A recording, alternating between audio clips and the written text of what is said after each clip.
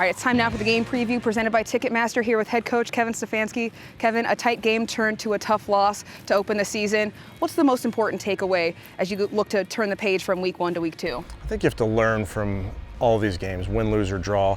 Certainly it's more fun to learn after a win, but really regardless of the outcome, we have to learn from these games. And it's very obvious that you can do a lot of good things, but when you don't win that turnover margin and when you're -2, you're just putting yourself at a severe disadvantage to winning and losing. So it's not impossible to win when you're -2, but it is really hard. And I think we found that out in that ball game. So we'll work hard on offense to make sure we take care of the ball. We'll work very hard on defense and special teams to make sure we take away that ball. All right, page turned, first road game. Another familiar face, though, your second straight divisional matchup, this time against the Baltimore Ravens.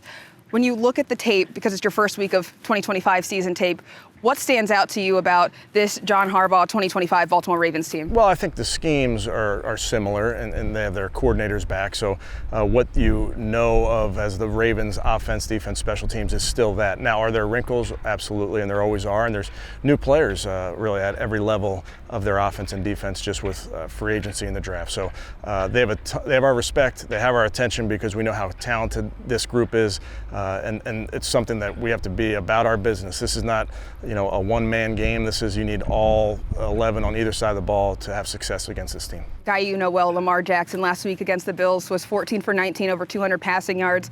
How important is it going to be for your pass rush to disrupt maybe some of that tempo while also protecting that ground game? Very important, and their rush attack really lends to a great pass attack as well. So they are not a one-dimensional outfit. They are really balanced, and they've had great success whether they go on the ground or through the air. And it just goes back through Lamar, the former MVP, for a reason. I mean, he can make every play there is to make. He can make every throw from the pocket and outside the pocket. He can run the ball inside. He can run the ball outside. So again, defensively, this is an all-11, all-hands-on-deck type of game. Feels like they have a very versatile receiving core. There's Zay Flowers, Rashad Bateman, Mark Andrews, or now DeAndre Hopkins. What kind of a challenge is it both for your secondary and for your linebackers in coverage when you've got Lamar throwing them the ball? Well, I think they do a great job of utilizing all those guys and their roles specifically.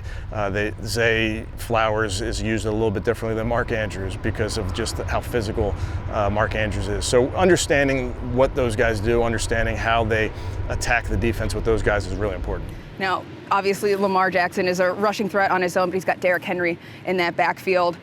You guys were able to hold the Bengals to 46 net rushing yards. Can some of that carry over from week 1 to week 2 in terms of the production you were able to get? Well, good rush defense comes when everybody's doing their job and really playing with great effort. That's one of the hallmarks of our defense, is just playing with great effort, and like Coach talks about, taking the seatbelts off and going. So that won't change. Now the schemes change. Who you're going up against certainly changes, but us playing sound defense with great effort will never change. On the flip side of that, their run defense, the Bills had over 100 rushing yards. For you guys, how do you navigate the Ravens' run defense while trying to establish the run game and maybe improve some things from week 1? Well, it's a great defense. They're very stout. They're good against the run. But we have to find a way to do better than we did last week, obviously. So that's something we've worked very hard at, looking at what fits our guys, both from a running back standpoint, from a tight end, offensive line, those type of things. What can we lean into? And we're going to work hard on that this week. Joe Flacco got the ball into the hands of 8 different receivers in week 1. How important is that, and why is it important in a matchup specifically like this one against the Ravens? Well, we want to be able to get the ball to different guys at different areas of the field, and it really speaks to playing to the strengths of your players. So we really like the versatility that a bunch of our guys have, where they can make plays from outside the numbers, inside the numbers, the backfield, if you will. So Joe did a great job of taking what was there. He didn't force anything, and that's our job to make sure we utilize all the guys we have. Some big moments from some of your rookies. How did you feel they came out of that debut game? I thought the guys had some really good moments, but they're rookies, and there's going to be rookie moments, and that's where it's so important for us to realize that they're only going to get better in week 2 into week 3.